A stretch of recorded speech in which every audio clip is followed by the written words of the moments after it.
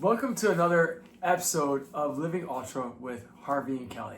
Today we're going to talk about Big's Backyard Team World Championship, because we haven't hit that yet, as well as moving into an exciting new year ahead and some of the things that I do, and I feel like you probably do it as well with setting goals. Yes. So let's talk about Big's.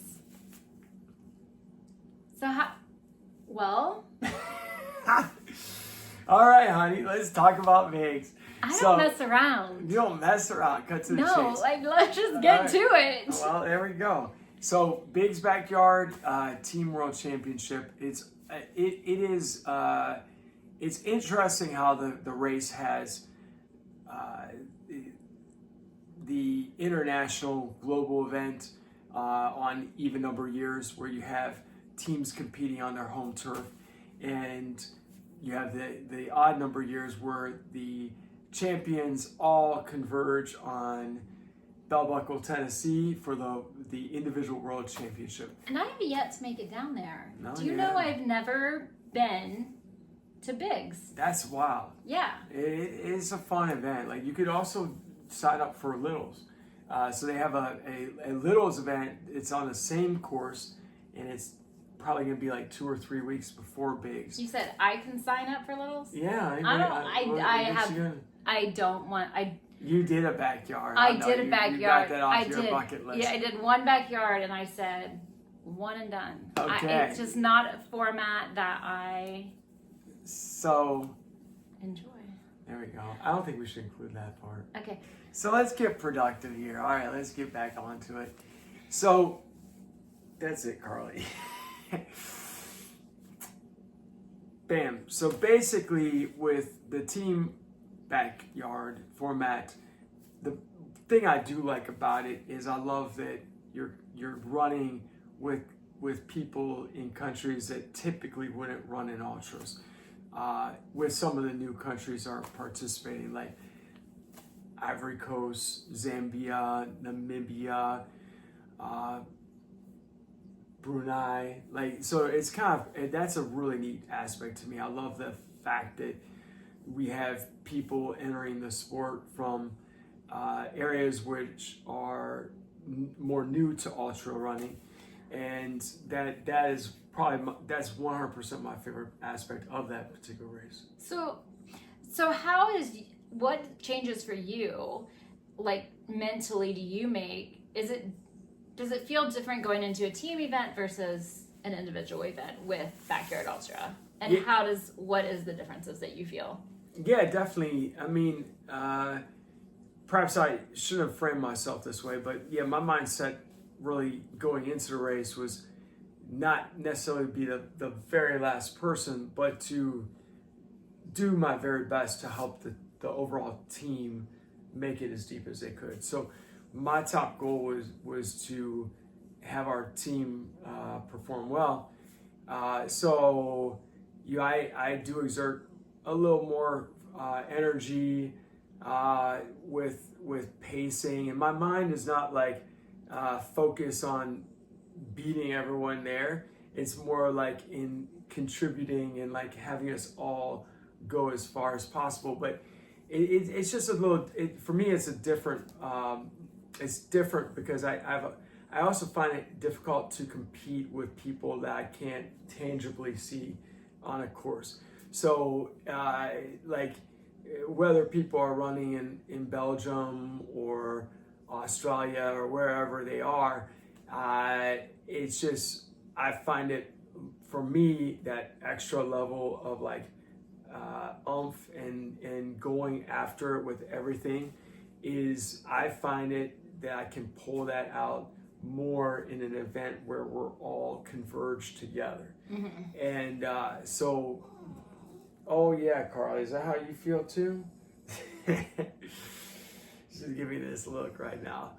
I think she's ready to go running. She's ready to go to bed. She's ready for something. But we go to bed early. Yeah, so I do like the team element because I do like the camaraderie amongst the team as well, and I think that's really fun. But I personally, like my favorite is of course the individual world championship, which will bring us to our goals for next year. Yeah. So overall, how did USA place? We were bronze.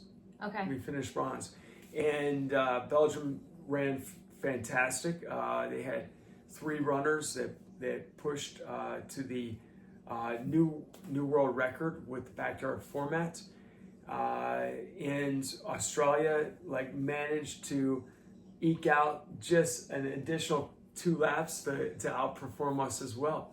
So they did a great job, and there was the most number of teams competing was 64, which was I believe almost double what there was in 2022, and then like more than 2020.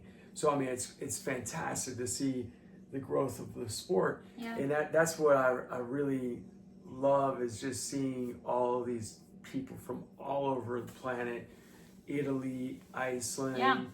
Germany, all these people getting more involved with it. I love that aspect. So 2025. So I don't think you want to talk about like your race schedule, right? Not yet, Like you no. haven't solidified your 2025 race schedule, but we were going to talk a little bit about how we set goals for 2025 or for each year, really. Yeah, honestly, I think this is a great time for everyone that tunes in to really start to think about goals. And I personally like find that I'm most successful when I set goals at the end of the year going into the next year, and I like to like set ambitious big goals.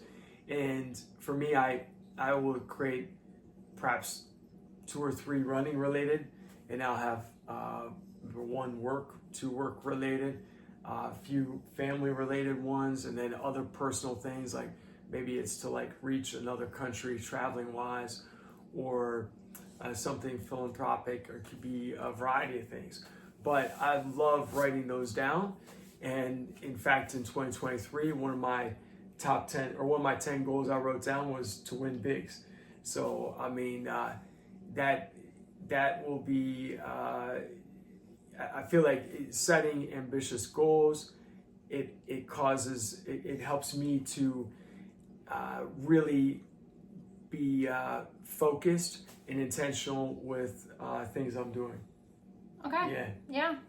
How about for you, honey? What about for me? Like, what do you like to set goals? I do like to set goals, and I was actually going to say the exact same thing that you did. I like to pick different categories of my life and then choose goals, for those categories. Like I know you and I have sat down before, and we have created like relationship goals, like, do you remember? I don't feel like we've done relationship goals for a long time. But we, would sit down and say, at least once a month we're going to try a new restaurant or something like that. So so I like doing goals in different categories, but I also what? I don't know, honey. You don't know what? I think that I may have spilled some food on myself, and Carly's trying to eat it. Is that why she keeps sticking her head over there? I don't know, honey. I don't know. I may have spilled something on myself. Anyway, back to goal setting. So, and I always like to try to include a goal that's like outside of my norm, right? So like I know for 2024, going into the year, my running was I was dealing with some injuries. I still am dealing with like some menopausal things that was affecting my running. So I was not running like I normally did. So going into 2024, I wanted to do something different. And that's when I joined. That's when I joined the Chicago Marathon and did with the nonprofit No Stigmas. And I wanted to raise, a chunk of money for that nonprofit. And so that was a goal of mine. That was something very different. I like to try to include something that's just different and outside of my norm. So that's what I like to say about, and I think goal setting, I think a lot of people, maybe like write down the goals and then they stick it in a folder and then they might not pull it out, you know?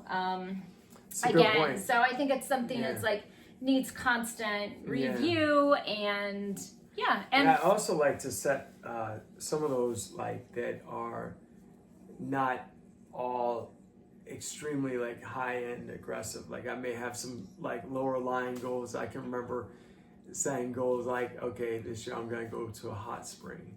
Back in 2014, like I had never been to a hot spring, and like it was something I wanted to do. And so I think, you know, some fun ones that are lower like, bar items help too. And then I like to, once that is in, like I put that in my like planner where I write all my stuff down, and so I see it every day. Like I don't look at it every day. Your planner my where you calendar, write all your stuff down. Yeah, well it is, even if it's a little small thing. We should it's probably all show a picture of what that looks like. Oh yeah. And then I also have in my mind like shorter like periods of like, you know, a month, like month by month, and sometimes even week by week. I break it down. Do you hit all of your goals?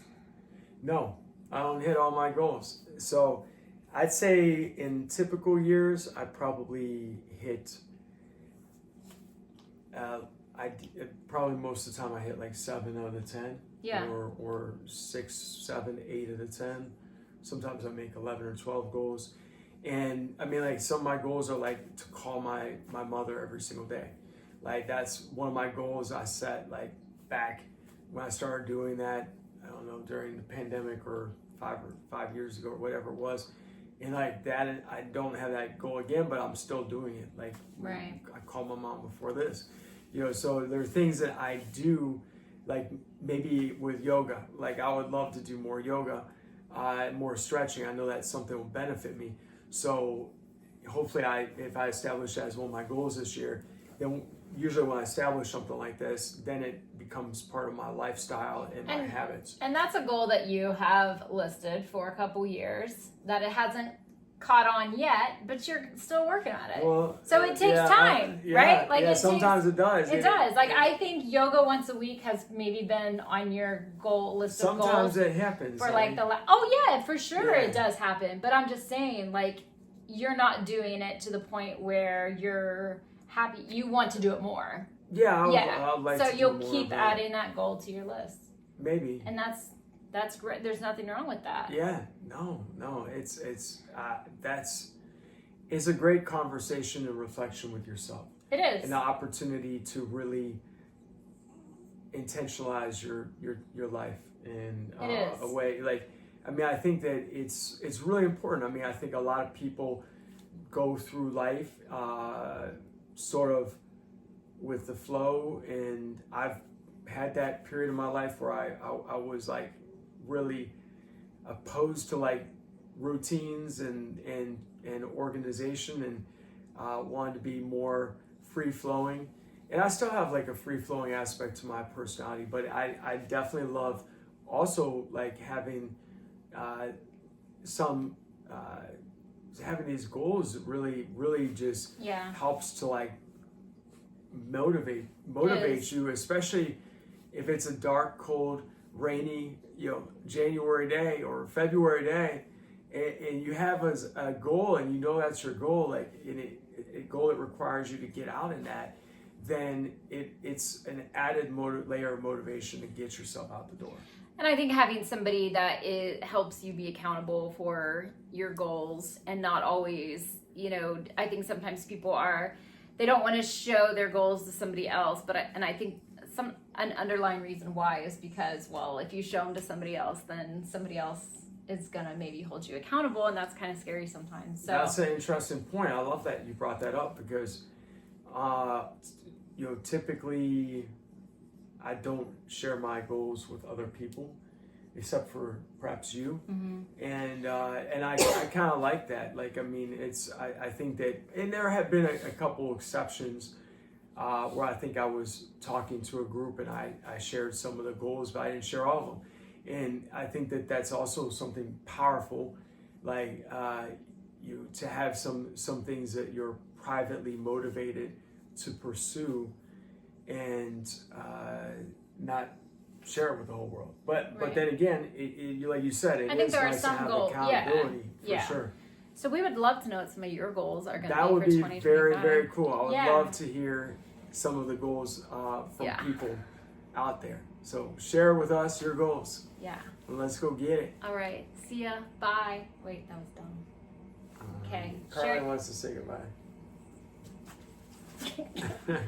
Carly, Carly does not. No, you want to go running? she does not want Do you to. want to go running? You want to go running? You All ready right. to go running? Is there anything else you Who's want to gonna talk go about? running?